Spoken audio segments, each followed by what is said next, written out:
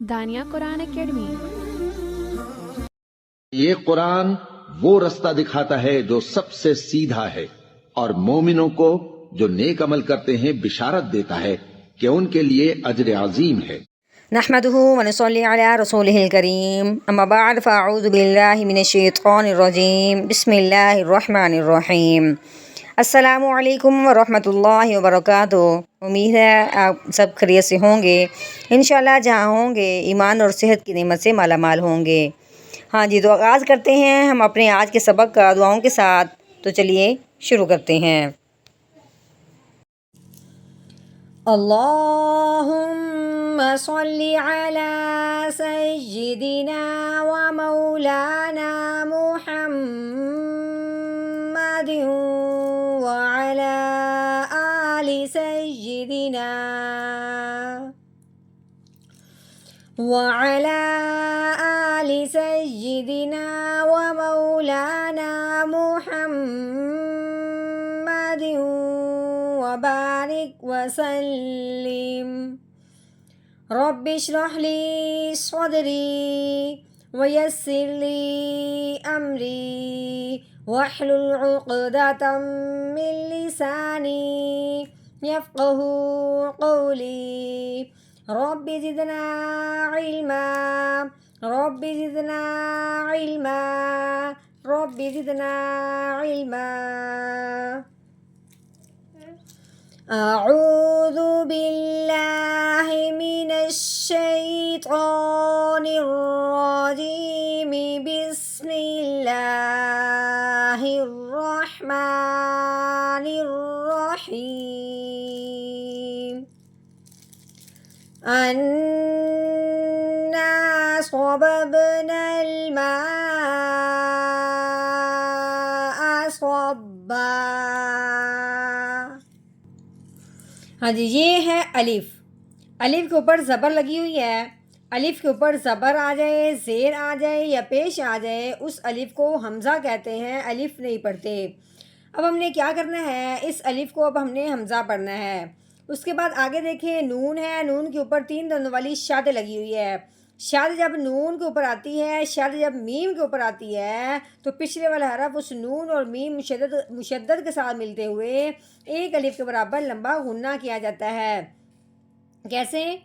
حمزہ نون زبر ان، یہ جو ہم نے پڑھا ان، یہ غنہ ہے، ٹھیک ہے، ان۔ اب نون کے اوپر زبر ہے، آگے کیا ہے؟ الف۔ الف سے پہلے حرف پہ جب زبر آ جائے تو اس الف کو ایک الف کے برابر لمبا کیا جاتا ہے۔ اب الف کیسے لمبا ہوگا؟ نون کو اپنے ساتھ ملاتے ہوئے۔ کیسے؟ نون الف زبر نا، انا۔ اب صاد کے اوپر زبر ہے، صاد کو اپنے پر پڑھنا ہے، موٹا پڑھنا ہے، چاہے اس کے اوپر زبر زیر پیش آئے اس کو موٹا ہی پڑھا جائے گا۔ صاد زبر صو۔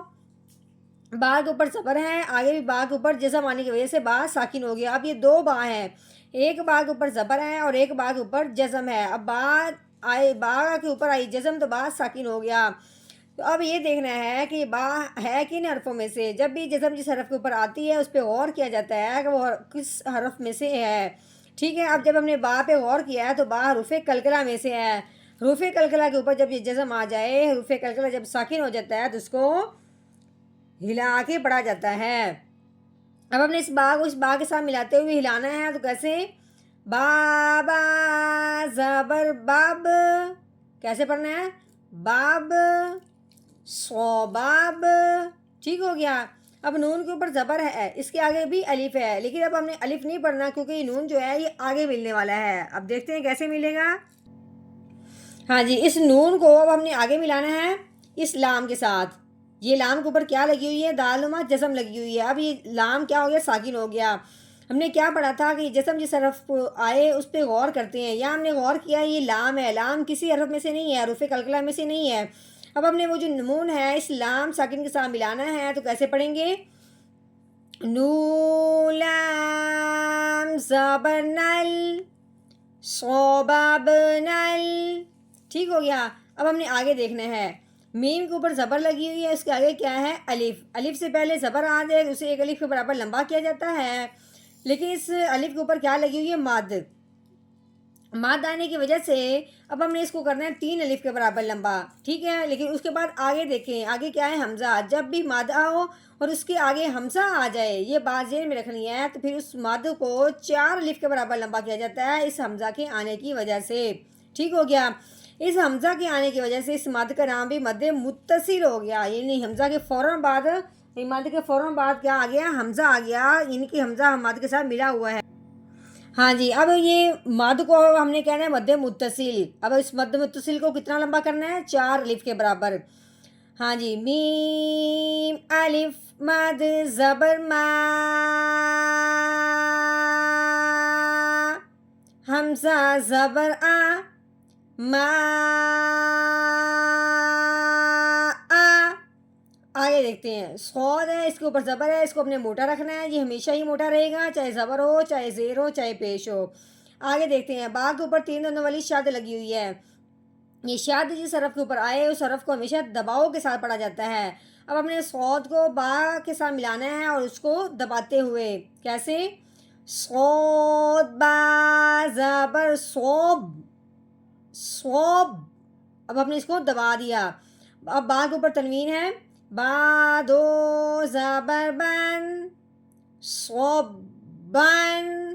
اب ہم نے یہاں پہ کیا کرنا ہے؟ وقف کرنا ہے. یہ جو گول دائرہ بنا ہوا ہے اس کو وقف کہتے ہیں. اس کو یہ جب یہ آئے تو اب ہم کہتے ہیں کہ آیت مکمل ہوگی. اب اس وقف کے آنے کی وجہ سے اس میں تبدیلی ہوگی. کیا تبدیلی ہوگی؟ کہ جو 2 زبر ہیں اس میں سے ایک زبر کو گرا دینا ہے، پیچھے ایک زبر رہ جائے گا. پھر ہم نے غور کرنا ہے کہ پیچھے ایک زبر ہے، الف سے پہلے زبر آ گئی. تنوین ہو تو پھر الف سے پہلے زبر نہیں دیکھتے، کیونکہ وہ زبر نہیں ہوتی، وہ تنوین ہوتی ہے. جب ہم نے ایک زبر گرائی ہے پھر پیچھے الف سے پہلے زبر رہ گئی. الف سے پہلے زبر آ جائے تو اس کو ایک الف کے برابر لمبا کیا جاتا ہے. تو کیسے پڑھنا ہے؟ پھر ہم نے پہلے ہم نے پڑھا ہے صوبن، آگے وقف، صوبا صوبا.